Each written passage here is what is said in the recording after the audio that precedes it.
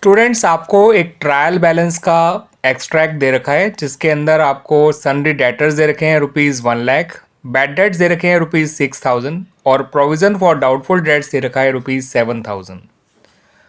और आपको additional information दी गई है कुछ इस तरह से कि सन्ड्री डेटर्स में ₹10,000 जो है वो कंपनी को रिसीव करने हैं एक कस्टमर से जो कि अब इंसॉल्वेंट हो चुका है। ठीक है स्टूडेंट्स, यानी आउट ऑफ दिस ₹1,00,000 10,000 तो एक पर्टिकुलर कस्टमर से लेने थे जो आदमी अब इंसॉल्वेंट हो चुका है। उसके ऑफिशियल रिसीवर ने डिक्लेयर किया कि वो डिविडेंड ऑफ 50 पैसा इन रुपी ही दे पाएगा, यानी कि वो केवल 50% of the amount due from him he पे कर पाएगा। ठीक है स्टूडेंट्स, यानी उसका जो बचा हुआ 50% पैसा है वो डूब गया।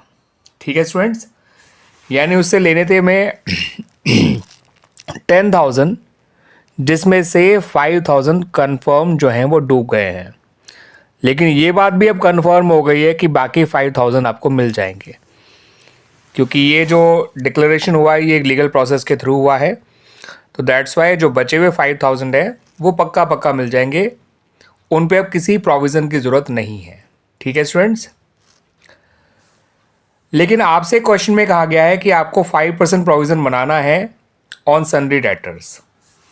तो देखिए स्टूडेंट्स, आमतौर पे प्रोविज़न फॉर डाउटफुल डेट्स निकालने के लिए या प्रोविज़न फॉर बैड डेट्स निकालने के लिए मैं आपसे कहता हूं कि डेटर के अमाउंट में से जितना डेटर बैड प्रूव हुआ है उसको माइनस करिए। ये कहता हूँ ना, अब डेटर तो 5 बैड प्रूव हुआ है इसका, ठीक है, और ऐसे प्रोविज़न निकाल दीजिए।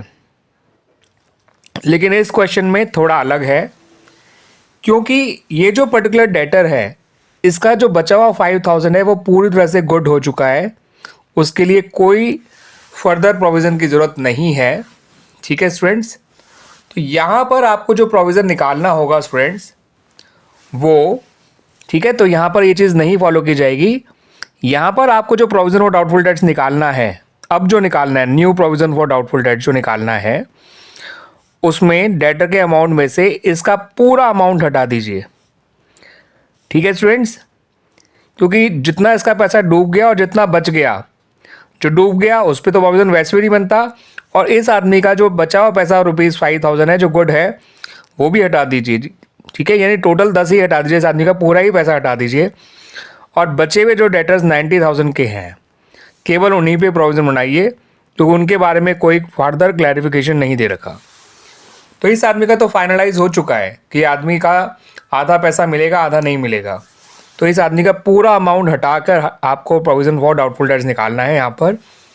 ठीक है स्टूडेंट्स, अब आपसे इस क्वेश्चन में ये पूछा है कि आपको एक तो यहाँ पर प्रोविज़न फॉर डाउटफुल डेट्स बनाकर दिखाना है, प्रोविज़न फॉर डाउटफुल डेट्स का अकाउंट, और दूसरा आपको स्टूडेंट्स यहाँ पर प्रॉफिट एंड लॉस अकाउंट में और बैलेंस शीट में ये जो इन्फॉर्मेशन दे रखी है इसका कैसे ट्रीटमेंट करना है, ठीक है, वो आपको दिखाना है। क्लियर स्टूडेंट्स, तो आइए पहले provision for doubtful debts account ही बना लेते हैं। तो स्टूडेंट्स, जब आप provision for doubtful debts account बनाएंगे तो बाय बैलेंस ब्रॉट डाउन वो वाला प्रोविज़न लिखिएगा जो आपको ट्रायल बैलेंस के अंदर दे रखा है, जो कि है इस क्वेश्चन में ₹7,000। फिर लिखिएगा टू बैड डेट्स अकाउंट, इसमें आप 6,000 वो वाले बैड डेट्स भी जो ट्रायल बैलेंस में दे रखे हैं और 5,000 जो आपने अभी बैड प्रूव हुए हैं उस डेटर के 50% पैसे, दोनों को जोड़ के लिखिएगा 11,000। यहाँ लिखिएगा स्टूडेंट्स आप टू बैलेंस कैरिड डाउन, जो आपने नया प्रोविज़न निकाला था, डेटर का अमाउंट था 1,00,000, उसमें से इस डेटर को, इस पर्टिकुलर डेटर का पूरा अमाउंट हटा दिया और जो बचा उसका 5% निकाला आपने, ये निकल कर आया था स्टूडेंट्स 4,500। अब जो बैलेंसिंग फिगर है उसे आप प्रॉफिट एंड लॉस अकाउंट में डाल दीजिएगा स्टूडेंट्स। ये हो गया 15,500 और यहाँ लिखिए by profit and loss account 15,500 minus 7,000 यानी 8,500। ठीक है स्टूडेंट्स, और प्रॉफिट एंड लॉस अकाउंट में कैसे शो करना है, जैसा आपको सिखाया था मैंने पहले वैसे ही करना है। नहीं पहले देखा तो अब देख लीजिए students. Profit and loss account जब आप बनाएंगे स्टूडेंट्स, तो उसकी डेबिट साइड में, ठीक है स्टूडेंट्स, आपको लिखना क्या है अभी समझाए तो आपको स्टूडेंट्स। आप लिखिए 2 बैड डेट्स। ये वो वाला है बैड डेट जो ट्रायल बैलेंस वाला है 6000। ऐड करिए फर्दर बैड डेट्स, ये वो वाला है जो आपका एडिशनल इंफॉर्मेशन में दे रखा है, उस पर्टिकुलर डेटर का आधा अमाउंट जो डूब गया, plus new provision for doubtful dates जो कि निकल कर आया था 4500, और minus old provision for doubtful dates जो कि था ₹7000। 11 और 4 15500 माइनस 7 8500, ये 8500 यही वाला अमाउंट है स्टूडेंट्स। ठीक है स्टूडेंट्स, अब आइए बैलेंस शीट भी देख लीजिए। बैलेंस शीट में कैसे शो करना है वो भी देख लीजिए। बैलेंस शीट की एसेट साइड में, ठीक है स्टूडेंट्स, एसेट साइड में आप लिखिए सबसे पहले सन्ड्री डेटर्स जो कि हैं ₹1 लाख। इसमें से फर्दर बैड डेट्स हटा दीजिए जो कि थे 5000, बचा 95000, minus new provision for doubtful dates हटा दीजिए जो कि 4500 था, बचा 90500। याद रखिएगा ये दोनों एडजस्टमेंट्स हैं तो ये दो जगह का ही हैं।